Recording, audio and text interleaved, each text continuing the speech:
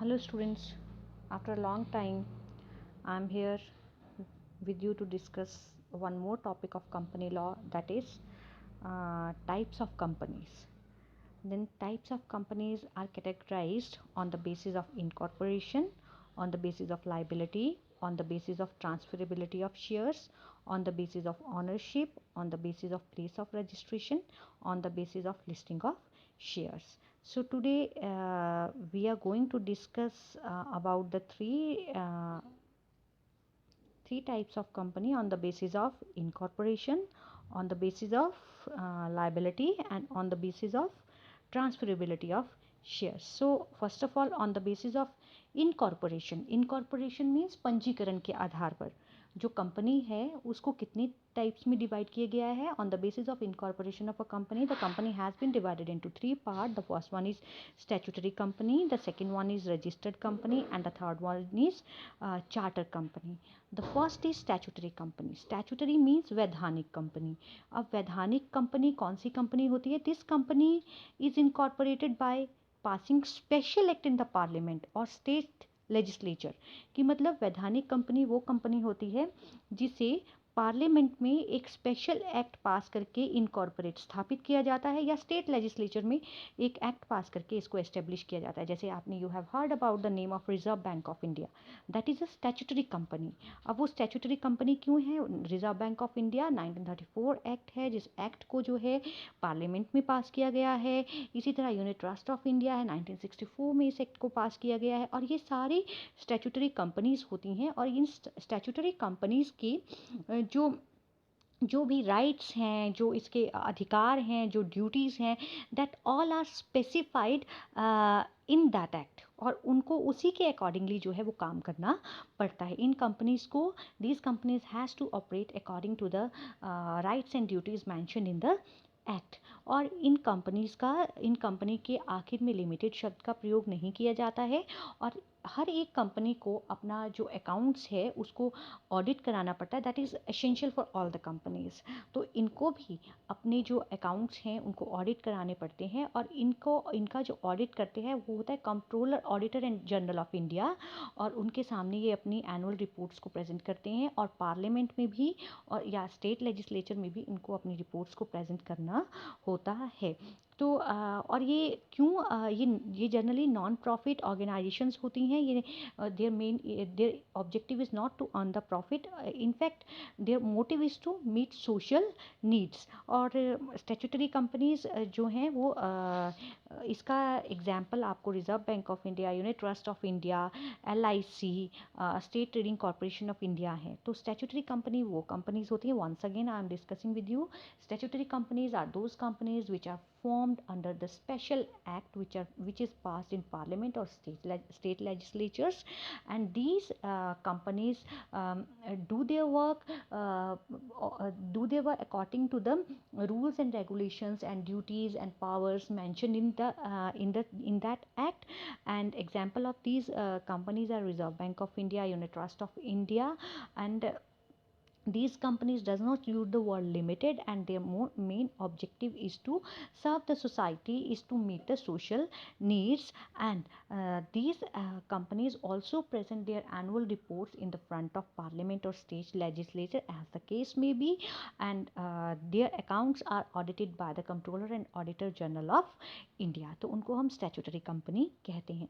अब registered companies क्या होती हैं? हर एक कंपनी को कहीं ना कहीं रजिस्टर कराना पड़ता है, चाहे वो स्टैट्यूटरी कंपनीज हों, चाहे वो चार्टर कंपनी हो. और registered companies are those companies which are registered under the companies act 2013. और कंपनीज एक्ट 2013 से पहले कंपनीज एक्ट जो कंपनी स्थापित की गई हैं वो कंपनीज एक्ट 1956 के अंडर एस्टेब्लिश की गई हैं. और ये जो एक्ट है उसको टाइम टू टाइम अमेंडमेंट्स इसमें होती रहती हैं प्रोविज़न से रिलेटेड. और इन कंपनीज़ को, जो भी कंपनीज़ हैं जिनको कंपनीज एक्ट 2013 के अकॉर्डिंगली एस्टेब्लिश किया जाता है, उनको रजिस्टर्ड कंपनीज़ जो है वो कहा जाता है. और इन कंपनीज़ को एक सर्टिफिकेट मिलता है. वो सर्टिफिकेट ऑफ कमेंसमेंट हो सकता है, सर्टिफिकेट ऑफ इनकॉर्पोरेशन हो सकता है. तो तभी वो अपने काम को स्टार्ट कर सकती हैं. और ये सर्टिफिकेट ऑफ जो इनकॉर्पोरेशन है या कमेंसमेंट है, that is issued by the registrar of company. तो उनको हम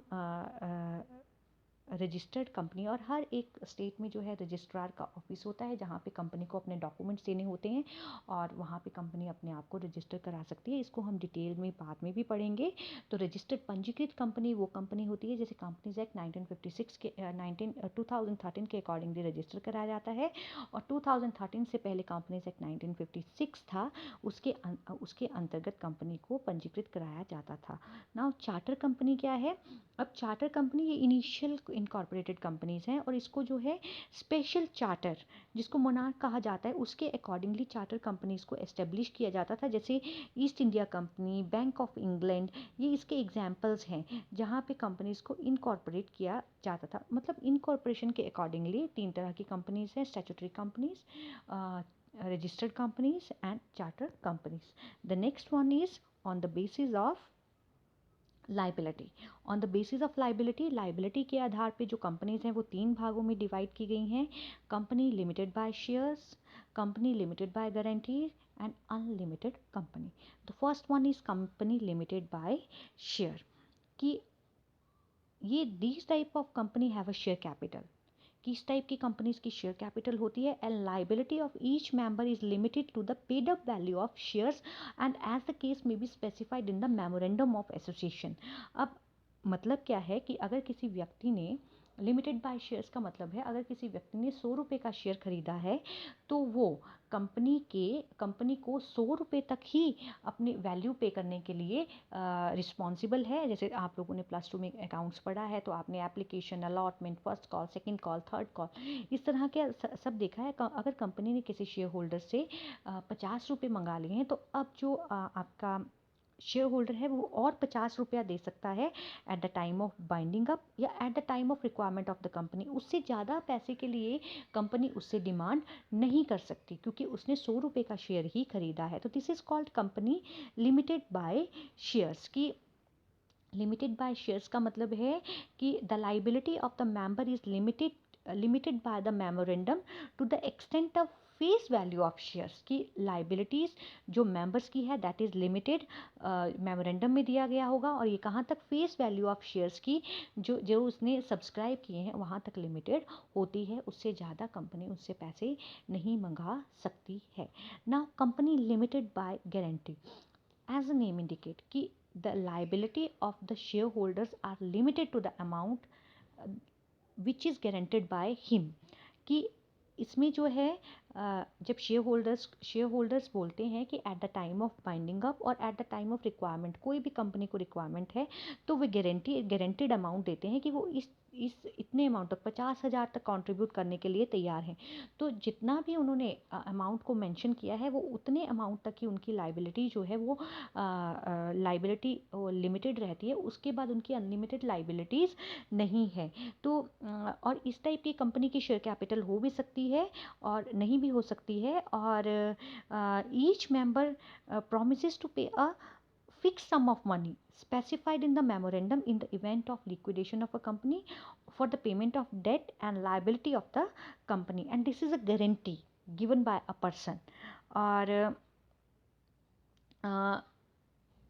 मीन्स कि जब पर्सन कोई गारंटी देता है कंपनी को कि at the time of binding up of the company, जब कंपनी को अपने डेट्स को, लाइबिलिटीज़ को पे करना है तो वो कितने भी अमाउंट तक कंट्रीब्यूट करेगा तो उनको कहा जाता है company limited by guarantee. Means कि अब जो मेंबर्स हैं उनकी लाइबिलिटी लिमिटेड है up to the amount guaranteed by him. तो इस तरह से इनको लिमिटेड बाय गारंटी कहते हैं। एंड अनलिमिटेड कंपनी जो है, unlimited company means where the liability of the member is not limited, it is unlimited and their personal property can be use in order to pay the debt और liability of the company. तो इसको हम unlimited company कहते हैं। और unlimited company जो है और पार्टनरशिप में डिफरेंस, क्योंकि जनरली हमने सुना है कि the liability of the member of the company is limited, means कि उनकी पर्सनल प्रॉपर्टी को यूज़ नहीं किया जा सकता। इट मीन्स कि क्या जो कंपनी है वो पार्टनरशिप है, क्योंकि लेकिन ऐसा नहीं है। जब कंपनी को कंपनीज एक्ट के तहत रजिस्टर कर दिया जाएगा, उसका वो एक लीगल पर्सन होगा, परपेचुअल सक्सेशन होगी, कॉमन सील होगा, तो तब भी अगर कोई मेंबर कहता है कि मेरी लाइबिलिटी जो है अनलिमिटेड है, कि at the time of binding up of the company या अपने डेट्स पे करने हैं तो मेरी पर्सनल प्रॉपर्टी को भी आप यूज़ कर सकते हो, तब कंपनी जो है अनलिमिटेड कंपनी बन जाती है। तो on the basis of liability company is divided into three part: the company limited by shares, company limited by guarantee, and unlimited company. When the liability of the member is limited to the share, then it is called company then it is called company limited by shares. When the liability of the member is limited to the guaranteed amount, guarantee given by the member is called company limited by guarantee. And unlimited liability company means where the liability of the member is unlimited, कि जहाँ पे company की जो liabilities हैं, members की जो liability हैं unlimited हैं, उनको हम कंपनी अनलिमिटेड कंपनी कहते हैं। The next one is on the basis of transferability of shares. तो इसमें दो तरह में डिवाइड किया गया है: private company and public company. Private company वो कंपनी होती है जिसकी मिनिमम पेड अप कैपिटल जो है 1 लाख है या उससे अधिक है, उसको हम मिनिमम जो अमाउंट है वो 1 लाख तक है, उसको हम प्राइवेट कंपनी कहते हैं। और प्राइवेट कंपनी जो है उसके मेंबर्स जो हैं अपने शेयर्स को ट्रांसफ़र नहीं कर सकते हैं, ये रिस्ट्रिक्शंस लगाई गई हैं जो। और इसके मेंबर्स की जो संख्या है वो मैक्सिमम जो है वो 200 हो सकती है। और तो ये limits the number of members to 200, ये प्राइवेट कंपनी का है। और प्राइवेट कंपनी जो है उसके जो मेंबर्स होते हैं वो अपनी पर्सनल जो कैपिटल है उसको इन्वेस्ट करते हैं, वो पब्लिक ऑफर नहीं कर सकते हैं, पब्लिक सब्सक्रिप्शन नहीं कर सकते हैं, यानी कि पब्लिक से पैसा नहीं इकट्ठा कर सकते हैं, उसको प्राइवेट कंपनी कहा जाता है। अब इसलिए इसको private company on the basis of transferability, मतलब प्राइवेट कंपनी जो है अपनी शेयर्स को प्राइवेट कंपनी के जो मेंबर हैं वो अपने शेयर्स को किसी दूसरे को ट्रांसफ़र नहीं कर सकते हैं। प्राइवेट कंपनी में जो मेंबर्स हैं वो मैक्सिमम 200 हो सकते हैं। अब इस 200 मेंबर्स में भी कुछ रिस्ट्रिक्शंस हैं, वो मैं आपको बताती हूँ अभी। और इसी तरह जो प्राइवेट कंपनी है वो जो मेंबर्स हैं उसके वो अपनी पर्सनल कैपिटल जो है वो कंपनी में इन्वेस्ट करते हैं, वो कहीं से पब्लिक ऑफर जो है पब्लिक सब्सक्रिप्शन के लिए शेयर्स को इशू नहीं करते हैं। इसके साथ साथ मैंने आपको कहा कि ये 200 मेंबर्स का जो क्लॉज है उसमें क्या कहा गया है कि इस 200 मेंबर्स में जो कंपनी के एम्प्लॉयज़ हैं जिन्होंने कंपनी के शेयर्स को ख़रीद रखा है, उन कंपनी के एम्प्लॉयज़ को, प्रेजेंट एम्प्लॉयज़ को इंक्लूड नहीं किया जाएगा। इसी तरह अगर कंपनी के फॉर्मल एम्प्लॉयज़ हैं और उन्होंने भी कंपनीज के शेयर्स लिए हुए हैं, उनको भी इन 200 मेंबर्स में इंक्लूड नहीं किया जाएगा। इसी तरह अगर टू और मोर members hold one or more shares in a company jointly, अगर दो से अधिक व्यक्तियों ने ज्वाइंटली किसी कंपनी के शेयर लिए हैं तो उनको एक सिंगल मेंबर कहा जाएगा। तो ये इन प्राइवेट कंपनीज़ में मेंबर्स की संख्या को निर्धारित किया जाता है जो 200 तक है। और उसमें जो प्रेजेंट एम्प्लॉयज़ हैं, फॉर्मर एम्प्लॉयज़ हैं, और अगर ज्वाइंटली किसी ने शेयर्स लिए हैं तो उन्हें एक ही मेंबर काउंट किया जाता है। तो इस तरह से वो अपने शेयर्स को ट्रांसफ़र नहीं कर सकती हैं। उनकी मिनिमम पेड अप कैपिटल जो है 1 लाख रुपीज़ तक होती है। और इसमें मिनिमम मेंबर्स जो हैं 2 होते हैं, मैक्सिमम 200 होते हैं। ये अपने शेयर्स को ट्रांसफ़र नहीं कर सकती हैं और ये पब्लिक इशू नहीं कर सकती हैं, उसको हम प्राइवेट कंपनी कहते हैं। और पब्लिक कंपनी क्या होती है? Public company means those company which are not private company, means कि सबसे पहली बात है इनकी minimum paid up capital 5 lakh rupees तक होती है। दूसरी बात है कि इनके मिनिमम मेंबर 7 और मैक्सिमम अनलिमिटेड होते हैं। और इस कंपनी के जो मेंबर्स हैं वो अपने शेयर्स को फ्री ट्रांसफ़र कर सकते हैं, उनको प्राइवेट कंपनी की तरह कोई रिस्ट्रिक्शंस एज सच नहीं हैं। और ये कंपनीज़ पब्लिक सब्सक्रिप्शन के लिए अपने शेयर्स या डिवेंचर्स को इशू कर सकती हैं और ये प्रोस्पेक्टस भी इशू कर सकती हैं, तो उसको पब्लिक कंपनी कहा जाता है। तो dear students, today we have discussed about the 3 types of companies and in on ongoing lectures we are going to discuss about the about the other companies, and also the private company, what is private company, what are its features, and also a difference between a private and a public company, and what are the privileges given to a private company, and how a private company can be converted into a public company, and in the same way how public company can be converted into a private company. What is one person company? That is most important. That is a new term which is added in Companies Act 2013. Initially it was not in the Companies Act 1956 about the it was that 1956 act was silent about the one man company, one person company, but there is a provision in one man company in Companies Act 2013. So we are going to discuss in ongoing lectures in the same way what is small company. We will discuss what is holding companies, subsidiary companies, on the basis of registration companies किस तरह की होती हैं, listed company क्या है, unlisted company क्या है, इसी तरह प्रोड्यूसर कंपनी, डोमिनेंट कंपनीज क्या होती हैं, डिफंक्ट कंपनी क्या है, इलीगल क्या है, मल्टीनेशनल कंपनीज क्या है, इनके बारे में डिस्कस करेंगे. तो prepare the notes of this chapter and keep this thing in your mind. This is a time of pandemic, so you have to pay more attention towards your subject. So hopefully you will pay attention towards your subject and you will carry on your studies in your home. So thanks for watching my video, and have a nice time ahead.